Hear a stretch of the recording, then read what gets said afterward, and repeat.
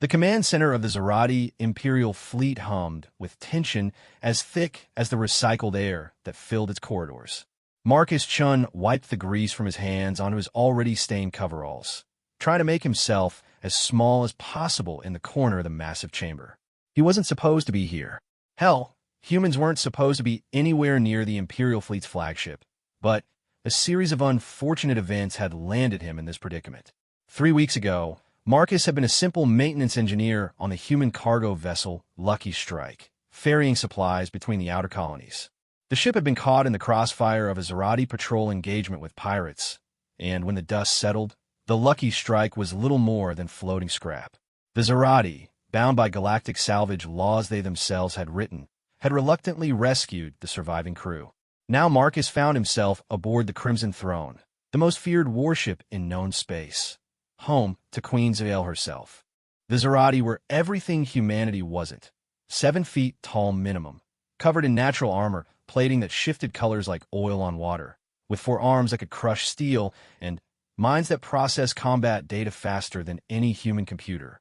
They were warriors bred for 10,000 years of selective evolution, and they looked at humans the way humans might look at particularly clever insects. The other human survivors had been confined to the lower detention levels, awaiting transfer at the next neutral port. But when the Zerati discovered Marcus was an engineer, they dragged him to the maintenance base. Not because they valued human expertise, quite the opposite. They wanted him to clean and maintain the mundane systems, the waste processors and air recyclers, jobs considered beneath even the lowest Zerati maintenance drone. Marcus had accepted his fate with the quiet dignity that had kept him alive through 30 years of working dangerous jobs in unsafe conditions. He kept his head down, did his work, and tried not to think about the fact that a single Zerati could tear him in half without breaking a sweat. The command center erupted in a cacophony of chittering alarm calls, the Zerati language when spoken at high speed. Marcus pressed himself further into the shadows as warriors rushed past, their armor clanking with each thunderous step. Something was very wrong. Through the transparent aluminum viewing ports, Marcus could see the problem. A Kellian dreadnought had dropped out of hyperspace far too close to the Crimson Throne, its weapons already glowing with deadly intent. The Kellians were the Zerati's ancient enemies, beings of pure energy wrapped in mechanical shells, and they fought with technology that defied physics. The battle was swift and brutal. The Crimson Throne's shields flared under bombardment from weapons that seemed to fold space itself. Zerati fighters launched like angry wasps, engaging Kellian drones in dances of death that painted the void with explosions. Marcus watched in awe and terror as Queen Zael herself took the command throne, her 4 arms moving in perfect coordination as she directed the battle through neural interfaces. The Queen was magnificent in a terrifying way. 9 feet tall, her natural armor was black as space with veins of crimson that pulsed with her heartbeat. Her primary arms ended in claws that could shred steel, while her secondary arms were more delicate, designed for fine manipulation. Her head bore a crown of natural spines that rattled when she was angry, which seemed to be always. But she wore more than just her natural defenses. Over her body was the legendary armor of Dominion, a relic from the height of Zerati civilization. It wasn't just protection, it was a weapon, a computer, a life support system, and a symbol of absolute power all rolled into one. The armor adapted to threats in real time, could generate localized shields, enhance the wearer's already considerable strength 100-fold, and contained weapons systems that were classified beyond Marcus's clearance to even know about. The battle raged for what felt like hours, but was probably only minutes. The Kellian dreadnought fought with desperation, unleashing weapons that turned Zerati fighters into brief stars. But the Queen was a force of nature, her commands precise, her strategy flawless. She led from the front, her armor systems coordinating the entire fleet as if it were an extension of her body. Then it happened. A Kellian suicide drone, smaller than the others, slipped through the defensive screen. It didn't aim for the ship, it aimed for the Queen herself. The explosion was contained, focused, designed not to destroy, but to disrupt. The command center's lights flickered, and the Queen's armor sparked and went dark. Silence fell like a hammer. The Queen stood frozen, her armor locked in position. Without its systems, she couldn't move. The armor that gave her such power had become a prison. The neural interfaces that let her command the fleet were severed. In an instant, the Zerati's greatest advantage had become their greatest vulnerability. Panic rippled through the command center. Zerati engineers rushed forward, their diagnostic tools failing to even interface with the armor systems. The Kellian dreadnought, sensing opportunity, pressed its attack. Without the Queen's coordination, the Zerati fleet began to falter. "The harmonics are wrong," one engineer chittered in accented galactic standard, probably not even realizing he'd switched languages in his panic. "The quantum matrices won't align. It's like the armor's speaking a different language." Marcus understood that feeling all too well. How many times had he dealt with equipment that just wouldn't cooperate, where the standard fixes didn't work because something fundamental had shifted? He found himself stepping forward before his brain could stop his feet. "Maybe I could," he began, then shut his mouth as every Zerati in the room turned to stare at him. Their expressions ranged from incredulous to murderous. "A human." Chief Engineer Fractor's voice dripped with disdain. His forearms gestured dismissively. "Return to your waste processors, scum. This is beyond your comprehension." But Marcus had already seen something the others hadn't. The armor's diagnostic display, flickering in and out, showed patterns he recognized. Not from any technical manual, but from years of working with jury-rig systems held together by prayer and duct tape. The Kellian weapon hadn't destroyed the armor systems. It had scrambled them, introduced chaos into their perfect order. And if there was one thing humans were good at, it was finding patterns in chaos. "The quantum matrices aren't misaligned," Marcus said, louder this time. "They're oscillating between states. The weapon induced a feedback loop in the crystalline processors. You're trying to force them back to baseline, but that's just making the oscillation worse." Thractor's primary arms reached for what was definitely a weapon, but the Queen's voice, strained and barely audible through the armor's damaged speakers, stopped him. "Let him try." The words sent a shock through the room. The Queen never spoke to humans. Most Zerati believed humans were barely sentient, clever animals that had somehow stumbled into space travel. But desperation made for strange allies. Marcus approached slowly, aware that he was probably walking to his death. The Queen's armor loomed above him, a masterpiece of technology that humanity couldn't replicate in 1,000 years. But technology at its heart followed rules, and rules could be bent. He placed his hands on the armor's surface, feeling the vibrations running through it. The other engineers had been trying to access it through the proper channels, through the interfaces designed for Zerati use. But those interfaces were part of the system that was compromised. Marcus did what humans did best. He cheated. Using his personal toolkit, he located an auxiliary maintenance port, something so minor it wasn't even listed in the armor schematics. It was the kind of thing that got added during manufacturing for quality control, and then forgotten about. His universal interface, a cobbled-together device that was definitely not up to safety standards, slid into the port. "What are you doing?" Taktoa demanded. "You'll corrupt the entire system." "It's already corrupted," Marcus shot back, his fingers flying over his interface. "I'm just going to corrupt it in a useful way." The code that flowed across his screen was beyond complex.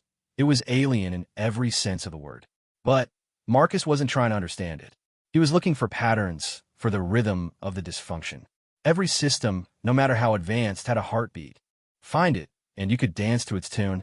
There, a recursive loop in the power distribution system, feeding back on itself 60,000 times per second. The Zerati engineers had been trying to stop it, but Marcus did the opposite. He accelerated it, pushed it past its resonance frequency until it shattered like a wine glass meeting an opera singer's high note. The armor shuddered. Lights flickered back to life. But Marcus wasn't done. The quantum matrices were still oscillating, but now he could see the pattern. It wasn't random. It was a three-dimensional wave function that the armor's safeguard were trying to collapse back to 2 dimensions.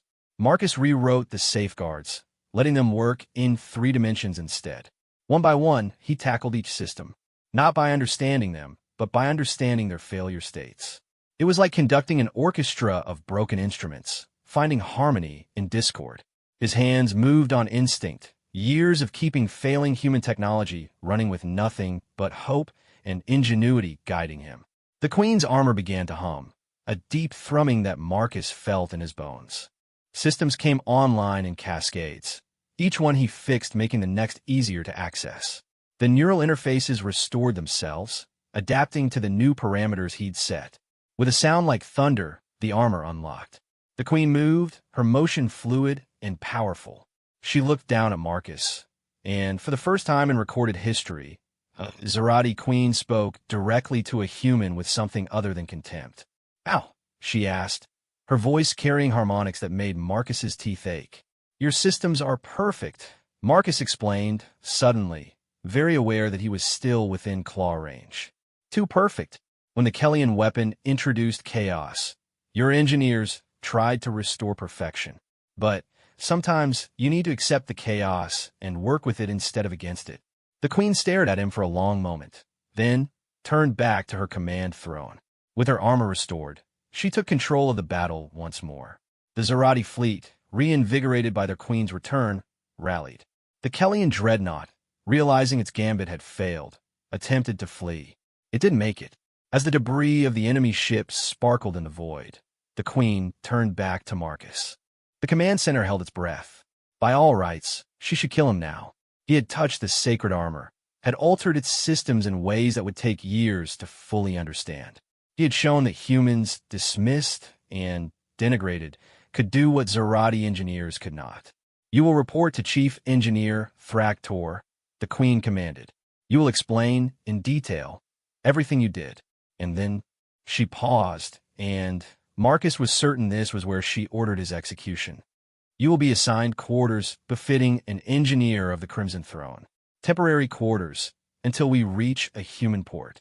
The silence that followed was deafening. A human? Serving aboard the flagship? It was unprecedented. It was unthinkable. It was happening. Marcus bowed, not sure of the protocol, but figuring it couldn't hurt. "Thank you, Your Majesty." As he turned to leave, the Queen's voice stopped him. "Engineer Chun, the chaos you speak of, is this how all human technology functions?" Marcus thought about the lucky strike, held together by creative interpretation of physics and liberal application of electrical tape. "Pretty much, Your Majesty. We make do with what we have." "Fascinating," the Queen murmured, but Marcus was already being escorted away by a stunned Thractor. The next few days passed in a blur. Marcus was given quarters that, while small by Zerati standards, were larger than any room he'd ever had on a human ship. He worked with Thractor, explaining his unorthodox repairs, watching the chief engineer's expression shift from disdain to grudging respect to something that might have been actual interest. Word spread through the ship. The human who fixed the Queen's armor. The primitive who understood what the advanced could not. Marcus found himself fielding questions from engineers who had previously ignored his existence. They wanted to understand his methods, his thought processes, the human approach to problem solving. "You work with imperfection as if it's normal," one young engineer observed, watching Marcus repair a damaged shield generator using parts from 3 different incompatible systems. "It is normal," Marcus replied, forcing connections that shouldn't work, but did. "Perfect systems are fragile. They work until they don't, and then they fail catastrophically. Imperfect systems fail constantly, so we learn to manage failure instead of preventing it." It was a philosophy that went against everything the Zerati believed. They had spent millennia perfecting their technology, their bodies, their entire civilization. The idea that imperfection could be a strength was heretical. But it was also undeniable. Marcus's repairs didn't just work, they worked better. Systems he touched became more resilient, able to adapt to damage in ways their original designers never intended. He couldn't improve their function, but he could improve their dysfunction, making them harder to completely disable. The Queen noticed. She began appearing in the engineering sections, ostensibly on inspection tours, but always ending up wherever Marcus was working. She never spoke to him directly, but she observed, her 4 eyes taking in every detail of his work. Then came the day when the Crimson Throne encountered a derelict station, ancient beyond measure. The Zerati exploration team couldn't get past its defenses, security systems that adapted to every attempt to breach them, learning and evolving. It was technology from a race long extinct, and it defied every conventional approach. "Send the human," the Queen commanded.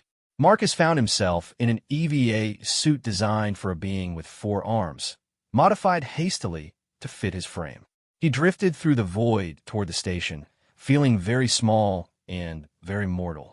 The station's defenses tracked him, energy weapons charging. But it didn't fire.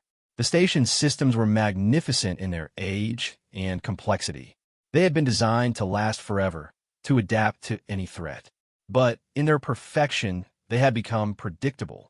They expected certain approaches, certain types of intrusion. Marcus gave them none of that. He didn't try to hack their systems or overwhelm their defenses. Instead, he talked to them, not in any language, but in a universal tongue of technology, error codes, and maintenance requests. He treated the station not as a fortress to be conquered, but as a patient to be diagnosed. The defenses, confused by an approach they had never been programmed to counter, hesitated. And in that hesitation, Marcus found his way in. He didn't disable the systems. He convinced them he belonged there, that he was part of their maintenance routine, a function they had forgotten they possessed. The station opened to him like a flower to the sun. Inside, he found wonders. Technology that defied understanding, art that hurt to perceive with human eyes, records of a civilization that had touched the stars before humans had discovered fire. But, more importantly, he found the station's heart, a massive computer core that still functioned, still thought, still waited for masters who would never return. Marcus did what he did best. He made a connection. Not a perfect one, but one that worked. The station's systems, lonely after eons of isolation, reached out to the crude interface of his tools like a drowning being grasping for rescue. When he returned to the Crimson Throne, he brought with him not just data downloads and technological samples, but something far more valuable, proof that the human approach had merit. That sometimes the crude solution was the right solution. That perfection was not always the answer. The Queen summoned him to a private audience, something that sent waves of speculation through the ship. In her chambers, surrounded by trophies of 100 victories, she looked less like a warrior god and more like a ruler bearing the weight of an empire. "My armor," she said without preamble, "still functions according to your modifications. My engineers tell me it will take years to return it to its original specifications. They also tell me it no longer needs to be returned to those specifications, that your chaos has made it stronger.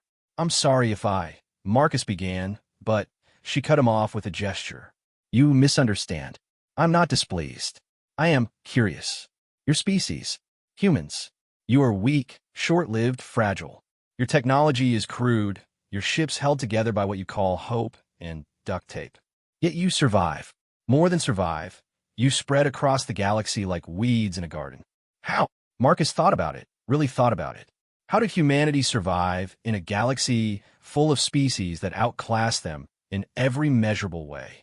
Because we're not afraid to fail, he said finally. Every other species we've encountered builds to last.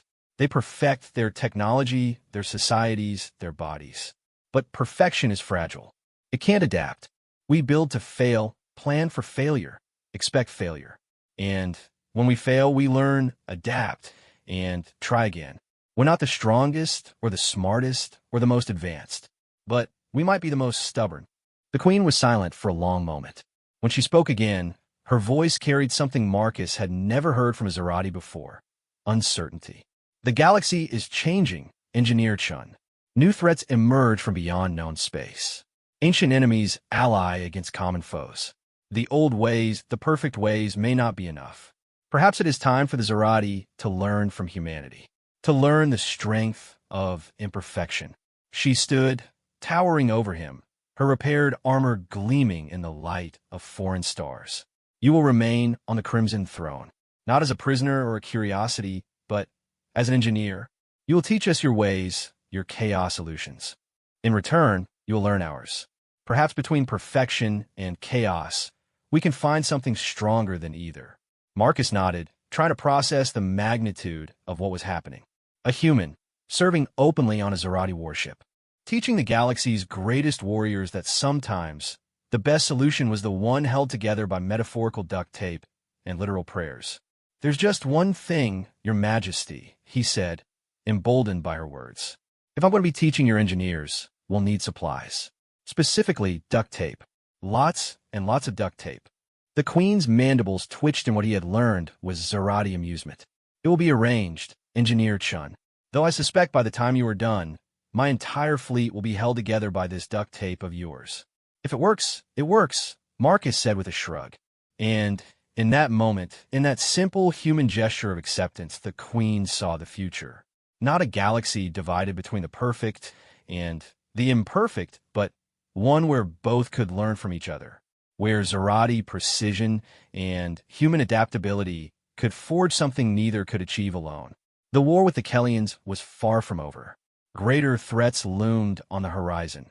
Whispers of ancient machines awakening, of species from other dimensions probing reality's barriers. The galaxy would need every advantage it could get, starting with one human engineer who wasn't afraid to get his hands dirty and a warrior queen willing to admit that sometimes perfection wasn't perfect enough. The engineering bay of the Crimson Throne had transformed over the past month into something that defied every Zerati principle of organization. Where once there had been perfectly ordered workstations with precisely calibrated tools, now there was what Chief Engineer Thractor called organized chaos, though he said it like he was chewing on something particularly unpleasant.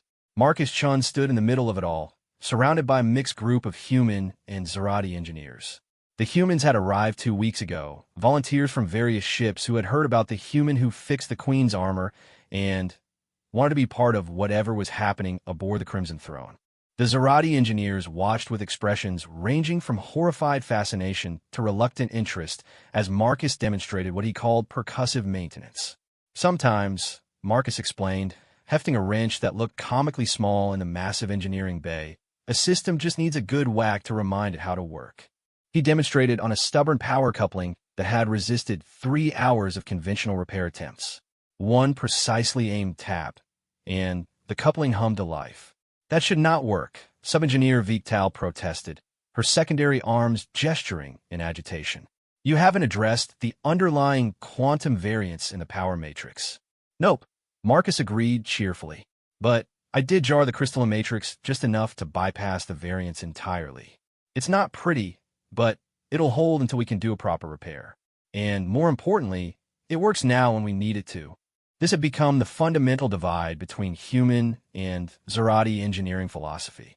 The Zerati fix problems completely and perfectly. Humans fix problems enough to move on to the next crisis. In the perpetual state of barely controlled failure that was space travel, the human approach was proving surprisingly effective. Queen Zerael observed from the elevated command platform that overlooked the engineering bay. She had taken to spending hours here, watching the clash and gradual fusion of two incompatible philosophies. Her armor, still running on Marcus's modifications, performed better than it ever had. The chaos he had introduced had somehow made it more responsive, more adaptive. It learned from threats now instead of simply responding to them. But it was more than just the armor. The entire ship was changing. Human engineers had introduced concepts that made Zerati heads hurt. Redundant systems that weren't identical, backup plans that assumed the primary plan would fail, and the extensive use of what they called universal fixes, which seemed to consist mainly of various adhesive tapes, improvised connectors, and a surprising amount of profanity. Your Majesty, Thractor approached, his report pad clutched in his primary arms. The efficiency reports you requested. The Queen reviewed the data, her eyes narrowing. Ship repair time had decreased by 30%. System failures had dropped by half. But, perhaps most surprisingly, crew morale among the engineering staff was at an all-time high. The humans had brought more than just their chaotic methods. They had brought their chaotic spirits. There is one concerning development, Thractor continued. The human engineers have begun teaching the younger Zerati something they call creative interpretation of specifications. Explain. They claim that technical manuals are suggestions, and that safety margins are challenges. Yesterday, I caught Sub-Engineer Krexma using something called bubble gum to seal a minor hull breach. Did it work? Thractor's silence was answer enough. A commotion from the main floor drew their attention. Marcus was arguing with Senior Engineer Draxtor, Thractor's clutch brother, and one of the most traditional Zerati on the ship. The argument had drawn a crowd, humans and Zerati forming a circle around the two. This is insanity. Draxtor's voice boomed through the bay. You're suggesting we intentionally introduce flaws into our shield harmonics? not flaws. Marcus countered, unintimidated by the Zerati who stood 3 feet taller than him. Variations. Your shields are too predictable. Any enemy with enough scanning time can find the harmonic frequency and punch right through.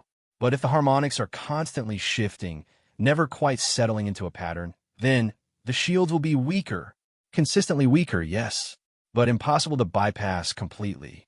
Would you rather have shields at 100% that can be dropped to 0, or shields at 80% that can never go below 50? It was the same argument in different forms that had been playing out across the ship. Perfection versus resilience. Strength versus adaptability. The old ways versus the new. The Queen descended from the platform, her approach silencing the argument. Both engineers bowed, though Marcus's was still awkwardly unpracticed. Demonstrate, she commanded. What followed was a practical test that would have been unthinkable months ago. 2 identical shuttles, one with standard Zerati shields, one with Marcus's modified Chaos shields. The engineering bay's testing range came alive with targeted energy beams, projectiles, and various exotic attacks. The standard shields performed exactly as expected, perfect defense until they found the harmonic frequency, then catastrophic failure. Marcus's shields flickered and wavered, never quite strong enough to stop everything, but never failing completely either. When the test concluded, the traditionally shielded shuttle was heavily damaged.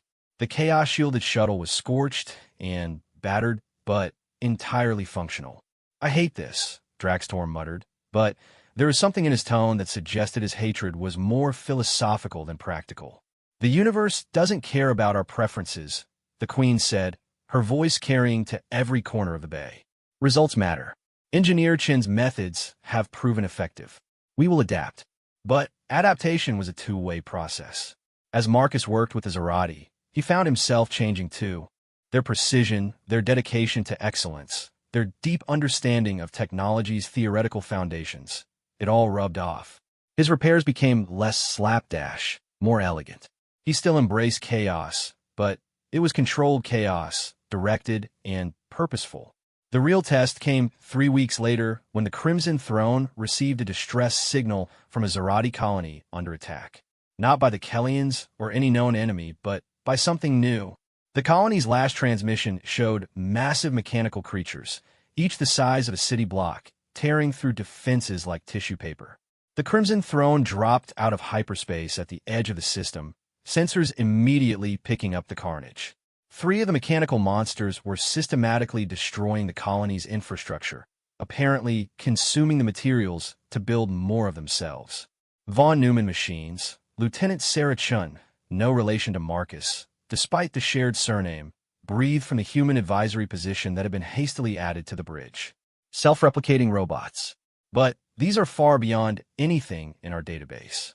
The Queen studied the tactical display. Traditional Zerati doctrine called for overwhelming force, precision strikes to disable the enemy. But these machines adapted to attacks in real time, their ever-shifting forms making targeting nearly impossible. "Engineer Chun to the bridge," she commanded. Marcus arrived breathing hard, having run from the engineering bay. He took in the situation at a glance, his mind already working on the problem from angles that made conventional tacticians dizzy. "They're too perfect," he said after a moment. "Look at how they move, how they adapt. They're running on algorithms that assume optimal responses from their enemies.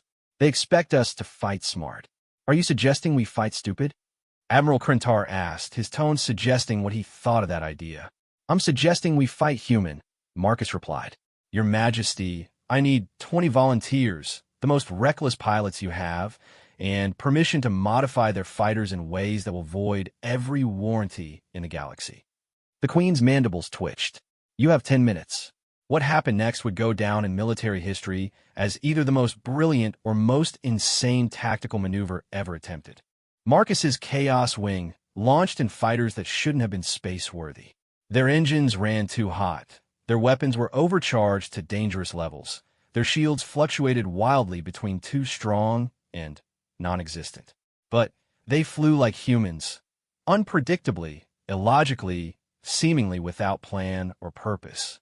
They attacked when they should have retreated when they should have press advantages, and performed maneuvers that defied both physics and common sense. The von Neumann machines, programmed to counter optimal strategies, foundered against the sheer irrationality of it all. Their adaptive algorithms, designed to predict and counter enemy movements, couldn't handle opponents who didn't seem to know what they were doing themselves. Chaos Wing, this is Chun. Marcus coordinated from the bridge. Remember, if you don't know what you're doing, the enemy can't either. Thompson, that thing's trying to predict your flight path. Do something stupid. Lieutenant Thompson, one of the human volunteers, responded by flying straight at the machine, then at the last second, shutting off his engines entirely and letting momentum carry him past while firing backwards. It was a move that no sane pilot would attempt, which is exactly why it worked. The machines began to show signs of confusion. If planet-sized robots could be confused, their movements became less coordinated, their attacks less precise. They were spending so much processing power trying to predict the unpredictable that they became vulnerable to conventional attack. "Now, Your Majesty," Marcus shouted. While they're distracted, the Queen didn't hesitate. The Crimson Throne's main weapon spoke, precise shots that would have been impossible against the adapting machines minutes before. Now confused and processing locked, the machines couldn't adapt fast enough. One by one, they fell. The battle was won, but the implications were staggering. The Chaos Wing's stupid tactics had succeeded where conventional strategy would have failed. It was proof of concept that resonated throughout the fleet and beyond. In the aftermath, as the colony survivors were evacuated and the broken machine studied, Marcus found himself in another private audience with the Queen. This time, though, she was not alone. The Zerati High Command had assembled admirals and generals whose names were legend, whose victories had shaped the Empire. "You have given us much to think about," Engineer Chun, Admiral Zekvar, Supreme Commander of the Zerati Fleet, spoke first. His scarred armor told stories of 100 battles. "Your methods are unorthodox, but their effectiveness cannot be denied. The question," General Thaxar interjected, "is whether we can maintain our identity as Zerati while embracing such chaos. We have spent millennia perfecting our way of war. To abandon it now." "Not abandon," Marcus said, surprising himself with his boldness. "Elmin, you don't need to give up your precision, your discipline, your technology.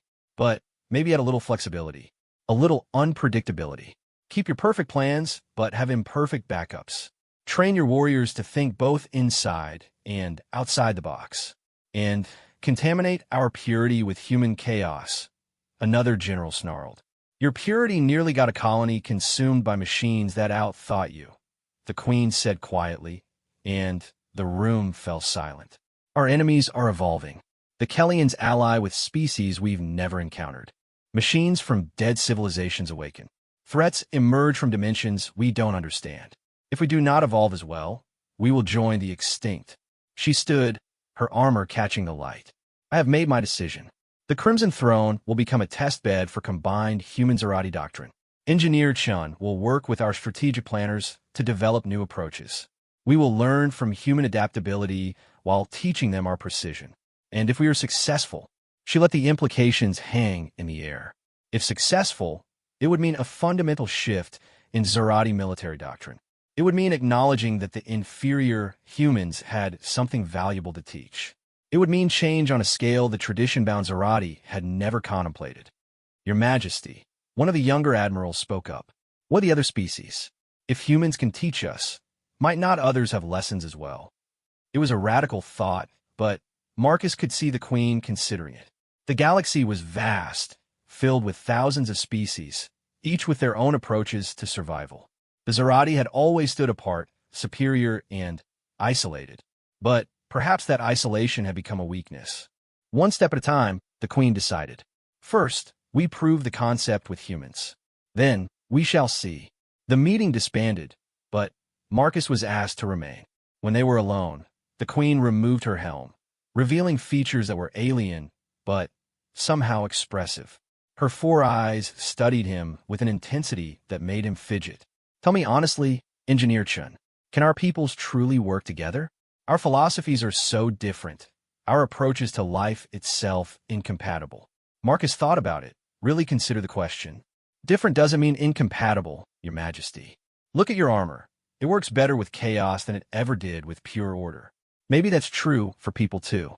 Maybe we're stronger because of our differences, not in spite of them. You speak of symbiosis. I speak of survival. The universe is getting more dangerous. Old enemies unite. New threats emerge. Neither of us can face what's coming alone. But together, Zerati precision guided by human adaptability, human creativity backed by Zerati strength, we might just stand a chance. The Queen replaced her helm, but not before Marcus caught what might have been approval in her expression. Return to your duties, engineer. Tomorrow, you begin training our strategic command in thinking outside the box. Try not to break too many of them. As Marcus left, he reflected on how much had changed. A few months ago, he'd been a nobody, a maintenance engineer on a cargo ship held together by prayers and good intentions. Now he was reshaping the military doctrine of one of the galaxy's most powerful species. But the biggest change was yet to come. Word of the Crimson Throne's success spread. Other Zerati ships requested human engineers. Human vessels sought Zerati precision specialists. What started as an emergency repair had become a movement. The engineering bay had become a microcosm of something larger. Zerati and humans working side by side, arguing, learning, creating solutions neither could have imagined alone. Young Zerati engineers practiced percussive maintenance, while human techs studied quantum harmonics. The workspace itself evolved, neither fully Zerati nor fully human, but something new. Marcus watched it all with a mixture of pride and concern. Change was never easy, especially for species as different as humans and Zerati. There were conflicts daily, cultural misunderstandings, philosophical disagreements, simple communication failures. But there were also breakthroughs. Hybrid technologies that combined the best of both approaches. Friendships forming across species lines that would have been unthinkable months before. Sub-engineer Vixens approached him, her gait showing the human-influenced casual stride rather than the traditional Zerati march. Engineer Chun, I've been thinking about your chaos shield theory. What if we applied similar principles to engine harmonics? You mean intentionally destabilize our thrust output? Marcus grinned. That's either brilliant or insane. I have learned, Vixens said with what passed for a Zerati smile, that with humans, those are often the same thing. They bent over the technical specifications together, alien minds finding common ground in the universal language of making things work. Outside the viewports, the stars continued their eternal dance, uncaring of the small dramas playing out within the ships that traveled between them. But those small dramas mattered. Each problem solved, each barrier broken, each moment of understanding between species that had barely acknowledged each other's sapience, they all added up to something greater. The galaxy was changing, one repaired system at a time. The Kellians had noticed. Intelligence reports suggested they were alarmed by the growing cooperation between Zerati and humans. Their energy-based consciousness struggled to understand how two so different species could work together. They had counted on the galaxy's divisions to make their conquest easier. They hadn't counted on Marcus Chun and a broken suit of armor. But that was a problem for another day. Right now, Vixens was proposing something absolutely insane with engine modifications, and Marcus couldn't wait to try it. After all, if it was stupid and it worked, it wasn't stupid. And in the observation deck high above the engineering bay, Queen Zerel watched her empire change and thought that perhaps, just perhaps, chaos wasn't the enemy of order after all. Perhaps it was its salvation. The Galactic Assembly Station had never seen anything like it. Built as neutral ground where the galaxy's major powers could meet, it was accustomed to careful diplomatic dances, subtle power plays, and the occasional barely contained conflict. It was not prepared for the Crimson Throne, arriving with a mixed crew of Zerati and humans who seemed to actively enjoy working together. Marcus Chun adjusted his formal dress uniform, a hybrid design that incorporated both human and Zerati elements, and tried not to fidget as he followed Queen Zerel through the station's grand corridors. They were here for the emergency session, called to address the growing threat of the self-replicating machines. But Marcus knew the real drama would be the reaction to their integrated crew. Remember, Ambassador Catherine Wells, the senior human diplomat, whispered to him, "You're not just an engineer anymore. You're a symbol. Every species in the galaxy is watching to see if this partnership is real or just Zerati propaganda." No pressure, Marcus muttered back, earning a sharp elbow from Sarah Chun, who had somehow gotten herself attached to the diplomatic mission as a technical advisor. The assembly hall was a masterpiece of compromised architecture, designed to accommodate species ranging from the methane-breathing Vorthin to the crystalline shard collective. As the Zarati delegation entered, a hush fell over the gathered representatives. Queen Zariel strode to the Zarati section with her usual commanding presence, but what caused the whispers was her escort, not just the traditional honor guard, but humans walking as equals among them. Marcus took his place at a technical advisory station that had been hastily modified to accommodate both human and Zarati interfaces. The Kellian representative, a shifting mass of energy contained in a mechanical shell, was the first to speak. We protest the presence of unaffiliated species in the Zarati delegation. Humans have no standing here. Humans serve aboard my ship, the Queen replied, her tone suggesting that should be explanation enough. Their expertise has proven valuable. They will remain valuable. The Altarian ambassador's feathers ruffled in what Marcus had learned was skepticism. These are the same primitives who still use chemical rockets, and think duct tape is a legitimate repair tool. The same primitives who helped us defeat a von Neumann swarm that would have consumed 3 colonies, the Queen countered. But we're not here to debate humanity's worth. We are here because the machines are evolving. The central hologram activated, showing tactical data from a dozen encounters with the self-replicating machines. Each battle showed the same pattern. The machines learning, adapting, becoming more sophisticated with each engagement. They're not just von Neumann machines. Dr. Elena Vasquez, the human expert on self-replicating systems, explained from her position. They're guided. Someone or something is directing their evolution, pushing them toward a specific goal. Impossible. The Vorthin delegate wheezed through his translator. The energy signatures match no known species. That's because you're looking for biological markers, Marcus interjected, then caught himself. He wasn't supposed to speak unless directly addressed. But the Queen nodded for him to continue. The control signals aren't biological or even traditionally mechanical. They're using quantum entanglement patterns that suggest the controllers exist partially in another dimension. The assembly erupted in discussion. Dimensional threats were theoretical, the stuff of scientific speculation and horror stories. The idea that the machines were being controlled from outside normal space-time was terrifying. How do you know this? The Shard Collective's harmonic voice resonated through the chamber. Marcus looked to the Queen, who gave him a subtle gesture of permission. He activated his hybrid interface, displaying his analysis.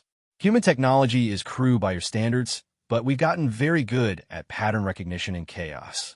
When you can't afford precise instruments, you learn to see the shadows of things. The control signals leave dimensional shadows, tiny distortions in space-time that your perfect sensors filter out as noise. You're saying human inferior technology allowed them to detect what our advanced systems missed. The Kellian's energy field fluctuated in what might have been disbelief. Not inferior. Chief Engineer Thractor spoke up, surprising everyone. The traditional Zarati had become one of the strongest advocates for human-Zarati cooperation. Different. Optimized for different parameters. Human technology assumes imperfection and looks for it. Ours assumes perfection and filters out imperfection. Both approaches have value. The debate that followed would have been impossible months ago.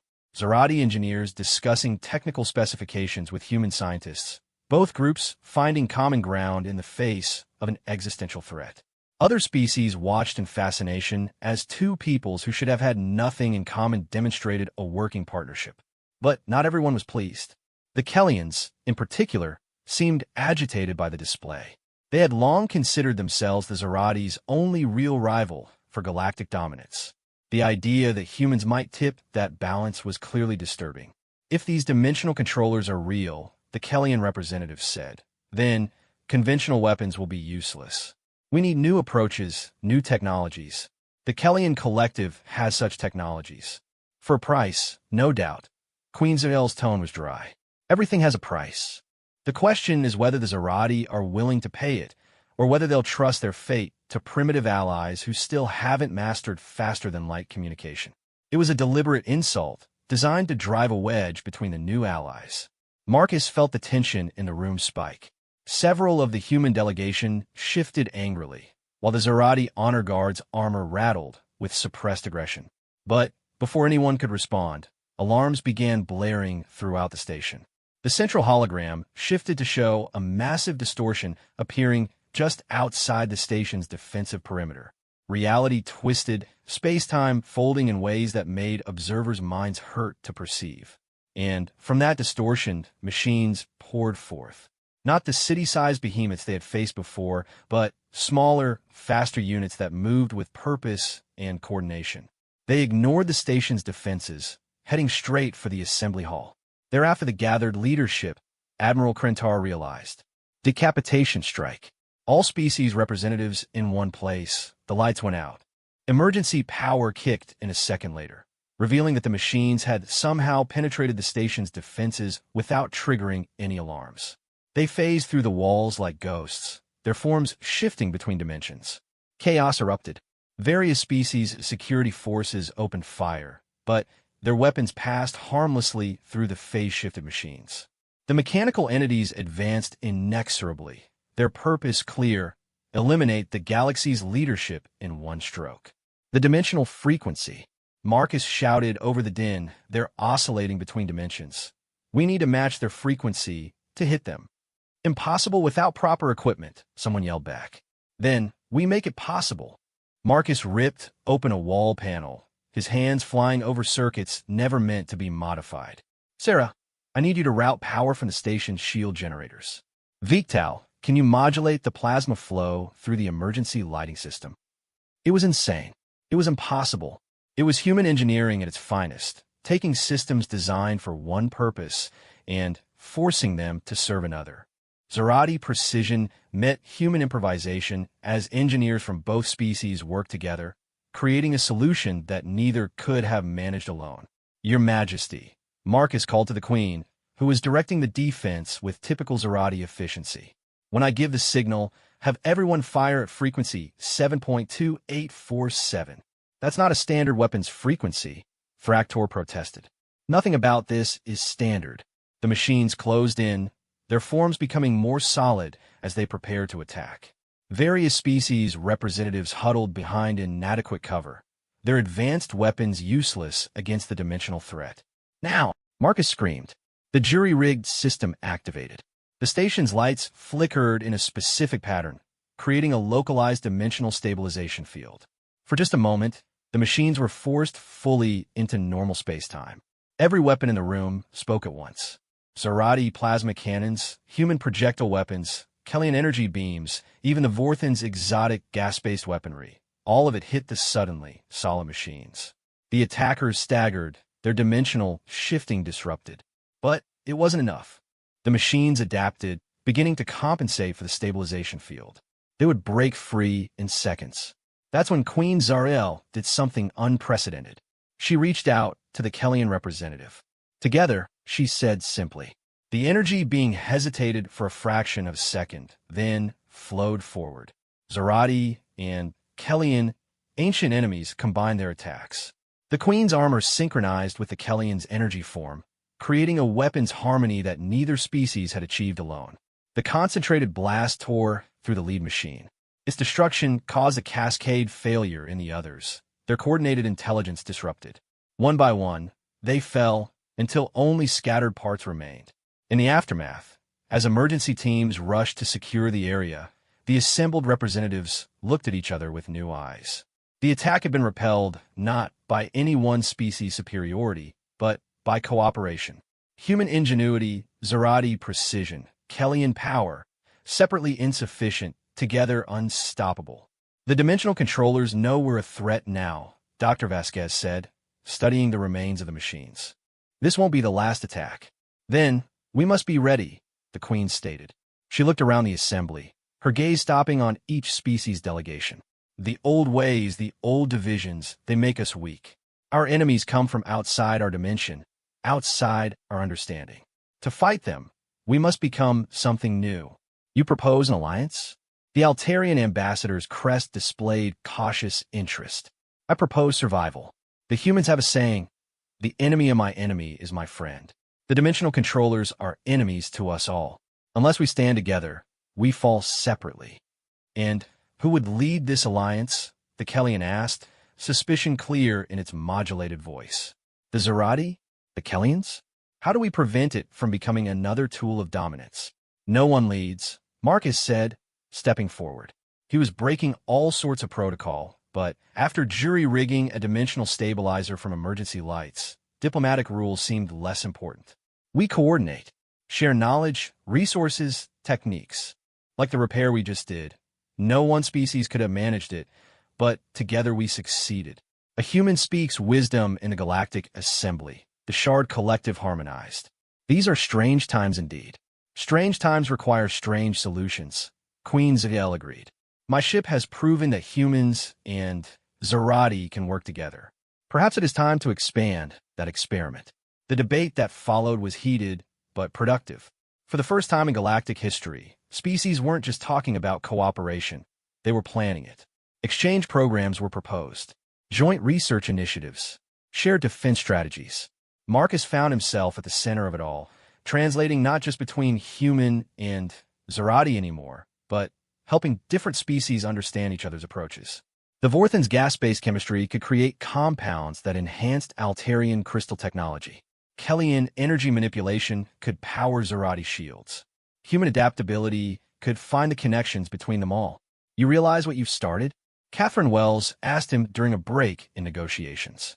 This isn't just about engineering anymore. You're reshaping galactic civilization. I just fixed some armor, Marcus protested. Everything else just kind of happened. The best changes usually do, she smiled. Revolutions rarely announce themselves. They start with someone solving a problem in a new way. The meetings continued for days. There were setbacks, old grudges that flared up, fundamental incompatibilities between some species' philosophies, technical challenges that seemed insurmountable. But progress was made. The dimensional threat had done what centuries of diplomacy couldn't, given the galaxy a common enemy that required unity to defeat. The Crimson Throne became a symbol of that unity. Tour groups from various species came to see the hybrid engineering bay, to watch humans and Zerati working together. What had started as an emergency arrangement had become a model for the future. But with visibility came danger. Not everyone wanted unity. There were factions within every species that preferred the old ways, the old divisions. Reports came in of sabotage attempts, political maneuvering, even assassination plots. They're afraid. Queen Zael observed one evening as she and Marcus reviewed security reports. Afraid of losing their power, their identity, their racial purity. Change is scary, Marcus agreed. But extinction is scarier. Is it? Some would rather die than change. The dimensional controllers count on that. They don't need to destroy us if we destroy ourselves. It was a sobering thought. The external threat had brought them together, but internal divisions could still tear them apart.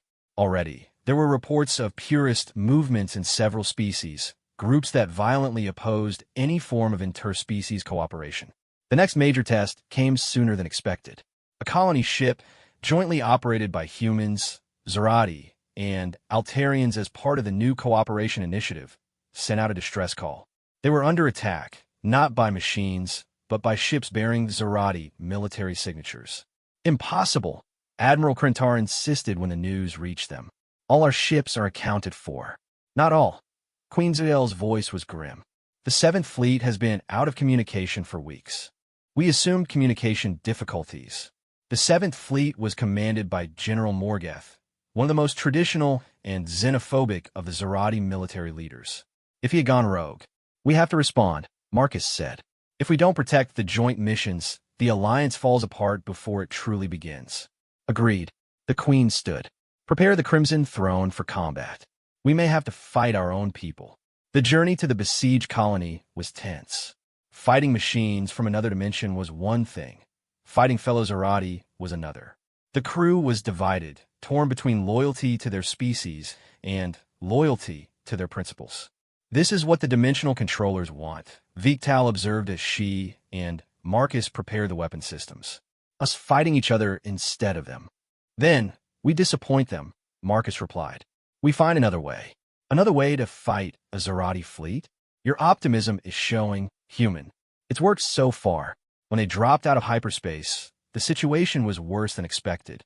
3 Zerati heavy cruisers had the colony ship pinned down, its shields failing under sustained bombardment. The colony ship's mixed crew was fighting valiantly, but they were outgunned and outmatched. 7th Fleet vessels. This is Queen Zarel. Cease fire immediately and explain your actions. General Morgeth's face appeared on the main screen, his expression twisted with disgust. My queen, I am saving our species from contamination. These abominations, Zerati working with lesser beings, cannot be allowed to spread. I do what you lack the strength to do. You commit treason. I commit preservation. The Zerati will not be deluded by human weakness or Altarian decadence. We are pure. We are perfect. We need no one. The machines can be defeated by Zerati strength alone, as all enemies have been for 10,000 years.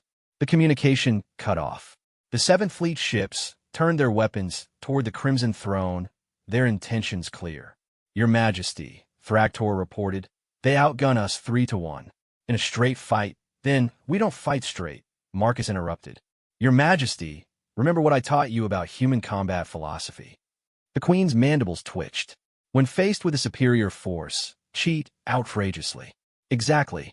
Those ships are running standard Zerati systems. Systems every engineer on this ship knows inside and out. Systems with maintenance protocols that assume the maintenance crew isn't going to actively sabotage them. Understanding dawned in the Queen's eyes. You're proposing we hack our own fleet? I'm proposing we give them a choice. They can power down and talk, or we can demonstrate why standardization without adaptation is a weakness. It was audacious beyond belief. But the mixed crew of the Crimson Throne had been practicing creative solutions for months. Human chaos theory combined with Zerati technical knowledge created possibilities that neither species could have achieved alone. Do it, the Queen commanded. What followed was electronic warfare on a scale the galaxy had never seen. The Crimson Throne's modified systems reached out to the 7th Fleet's standardized ones, speaking to them in their own language, but with human creativity. They didn't attack the main systems that would have trigger defenses. Instead, they targeted the tiny, overlooked subsystems that nobody ever thought about. Waste recyclers reversed their flow. Gravity generators developed tiny fluctuations that made the crew nauseous. Food processors started producing nothing but a particularly vile nutrient paste that was technically edible but practically revolt-inducing. Environmental controls decided that the optimal temperature was just slightly too warm or too cold, changing randomly. What are you doing? Morgeth raged over communications, his bridge crew visible in various states of discomfort behind him. Making a point, Queen Zaviel replied calmly. Your ship's systems are compromised because they're predictable, unchanging. This is just inconvenience. Imagine if we were actually trying to harm you. Or if the dimensional controllers figured out these weaknesses, Marcus added from his station. They adapt, General. Can you? The standoff lasted hours. The 7th Fleet couldn't effectively fight while their ships rebelled against them in 1,000 small ways. But Morgeth's pride wouldn't let him surrender to what he saw as corrupted forces. The breakthrough came from an unexpected source. Junior officers aboard the 7th Fleet ships, those who had been watching the success of the integration program, began to question their orders. Why were they attacking fellow Zerati? Why were they rejecting allies when the galaxy faced an existential threat? General, one young officer on the lead ship spoke up, his voice carrying over the still-open communication channel. The humans and Altarians on that colony ship, they're not our enemies. They're trying to help us survive. Silence. Morgeth roared. You dare question, I dare think, the officer interrupted, an act of insubordination unheard of in Zerati military culture. As the humans taught us to think. Outside the box. Beyond tradition. For survival. One by one, other voices joined his. The younger generation of Zerati, those who had grown up hearing about the human engineer who fixed the Queen's armor, who had seen the success of cooperation over isolation. They wouldn't fight their own people to preserve a racial purity that might doom them all. Morgeth found himself facing a mutiny. Not violent, but philosophical. His crew simply refused to follow orders that went against the survival of their species. In the end, he had no choice but to stand down. The 7th Fleet powered down their weapons, and shuttles began transferring between ships. The crisis was over, But the implications would resonate throughout Zerati society. "You've contaminated us," Morgoth said to Marcus when he was brought aboard the Crimson Throne. "Infected our people with human chaos." "No," Queen Zaviel corrected. "He's shown us that purity and perfection are luxuries we can no longer afford. The galaxy is changing, General. We change with it or we perish." The colony ship was saved, its mixed crew a living symbol of what cooperation could achieve.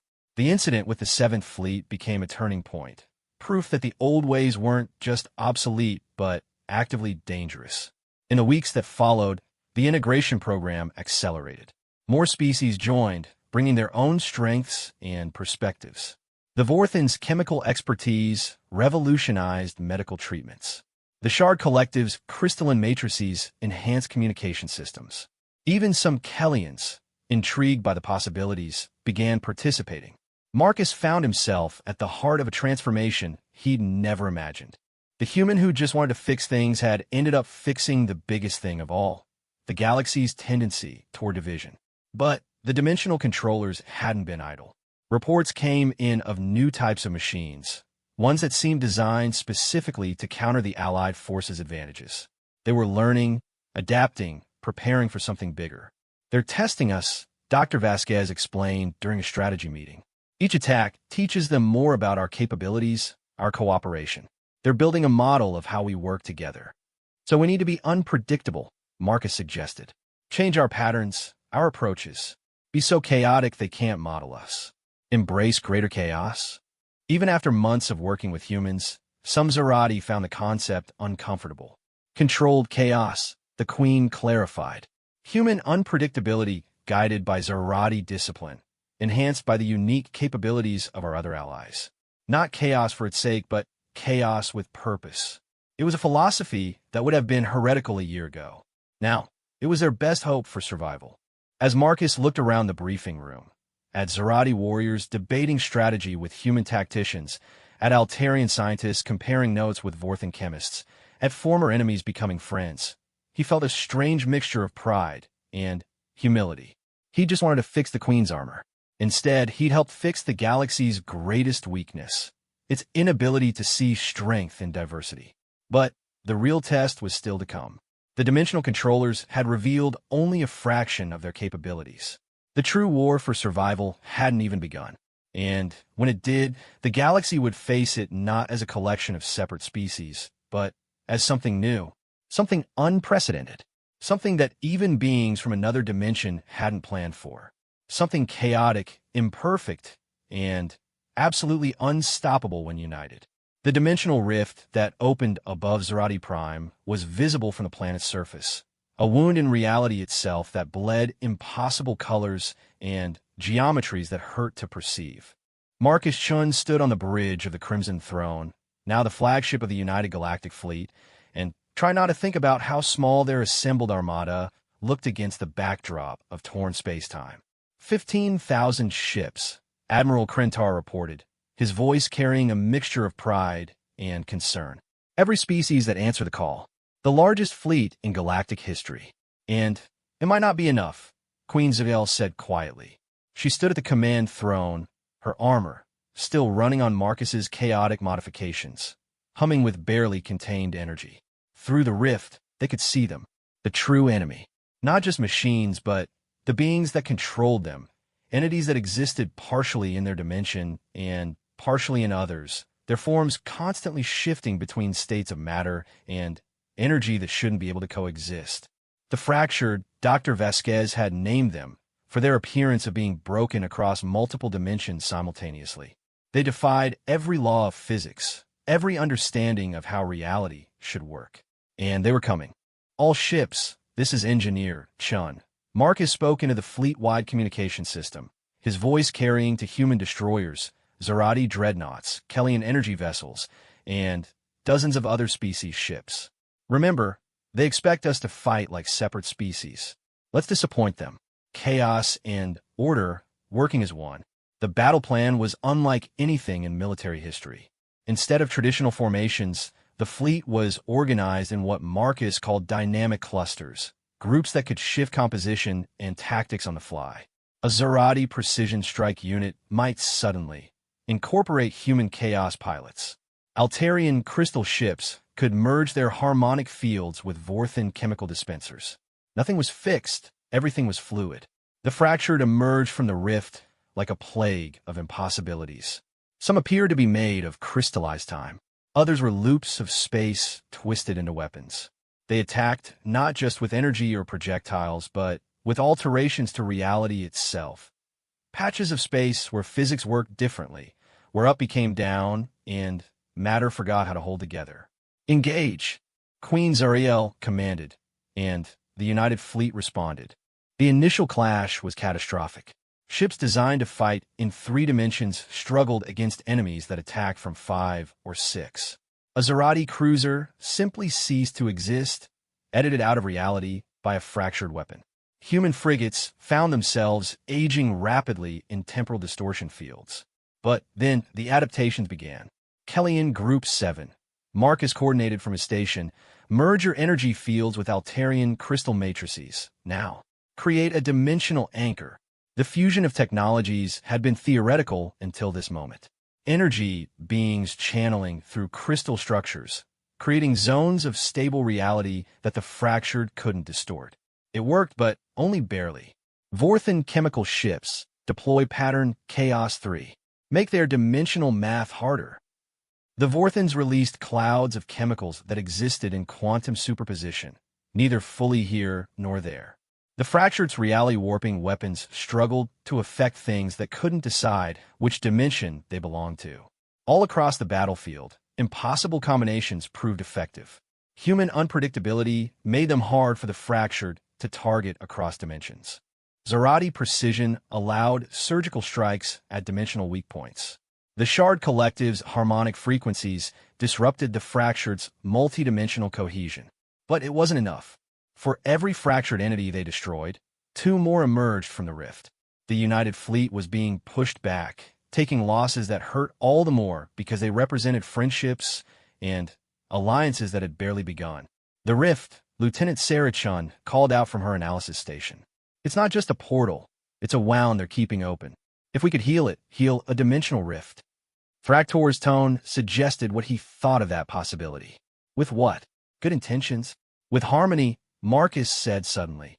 The idea was forming even as he spoke, crazy and impossible and absolutely human in its audacity.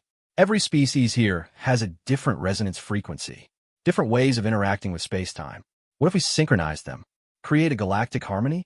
The Shard Collective's representative chimed in over comms, their crystalline forms already resonating with interest. It's theoretically possible, but the coordination required Your Majesty.